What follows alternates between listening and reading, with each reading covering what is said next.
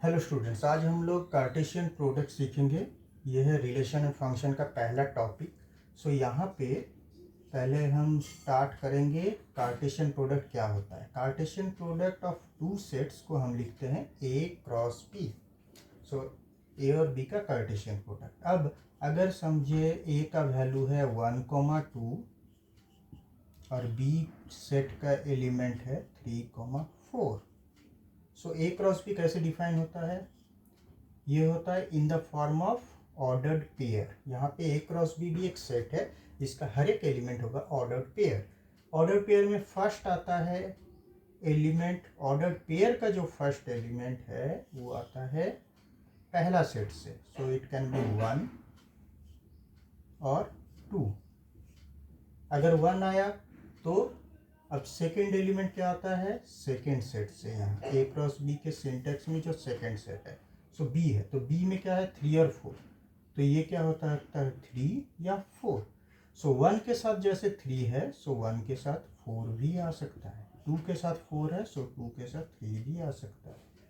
सो ये हो गया A cross B. So B cross A अब क्या होता है?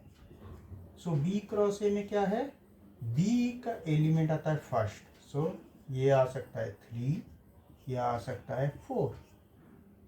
ए का एलिमेंट आएगा सेकेंड।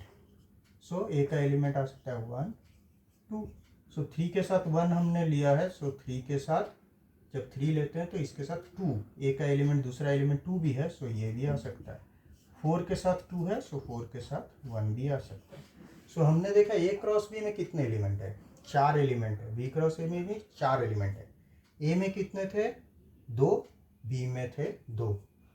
सो अगर हम इन जनरल डिफाइन करें सो हम क्या देख रहे हैं, n A into n B is equal to number of element of A cross B या B cross A.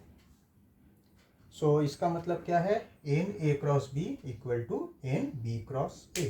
So number of element दोनों कार्टेशियन प्रोडक्ट में इक्वल है। तो हमने कार्टेशियन प्रोडक्ट ये टॉपिक हमने देख लिया, ये डन ये डन। और ऑर्डर्ड पेयर हमें पता है, जो कार्टेशियन प्रोडक्ट के जो एलिमेंट होते हैं इस फॉर्मेट में समझिए ए कॉमा बी, इसको कहा जाता है ऑर्डर्ड पेयर।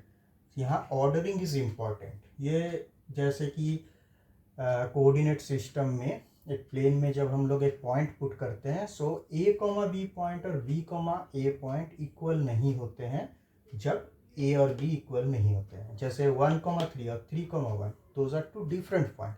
सो वहाँ ऑर्डरिंग इंपॉर्टेंट होती है, इसीलिए इनको कहा जाता है ऑर्डर्ड पेयर। और ए क्रॉस बी क्रॉस ए में हमने क्या देखा है, ए क्रॉस बी का इन जनरल अगर एलिमेंट होता है in the format of A comma B, so B cross A का अगर हम लोग एलिमेंट देखें तो बी कॉमा ए, इस फॉर्मेट में ऑर्डर्ड पेयर आएंगे। So generally these are two not equal, not equal.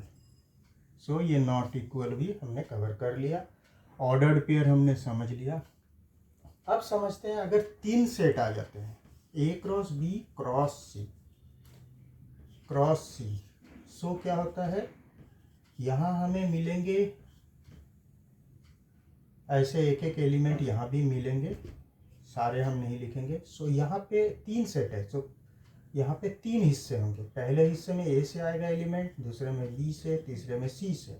So suppose ए में अगर 1 2 3 है, मतलब 1 2 है सो 1 ले लिया। बी में अगर 2 3 4 है तो 3 ले लिया। सी में अगर 5 6 है चलो 6 ले लिया।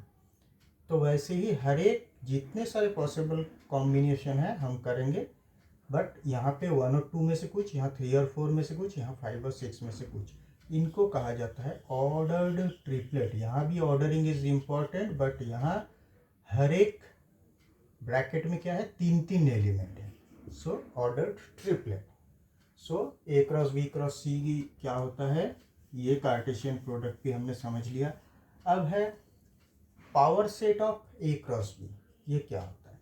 हमें पता है कि पावर सेट ऑफ ए क्या होता है। पावर सेट ऑफ ए मतलब it's a set containing all the subset of A. तो यहाँ पे क्या होगा, ए क्रॉस बी में उसका सब ए क्रॉस बी में कितने एलिमेंट होते हैं? सपोज इन जनरल अगर सोचे हैं हम लोग, ए में नंबर ऑफ एलिमेंट एम है, बी का नंबर ऑफ एलिमेंट एन है। सो ए क्रॉस बी में नंबर ऑफ एलिमेंट हमें पता है, प्रोडक्ट ऑफ दीज टू मतलब एम एन, इतने सारे एलिमेंट है। अब इसमें अगर एम एन एलिमेंट है, सो इसके सबसेट कितने होंगे? हमें पता है this formula 2 to the power mn.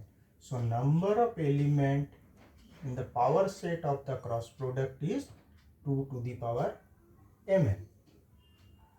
So ये था कार्टेशियन प्रोडक्ट का हमारे प्रिलिमिनरी नॉलेज।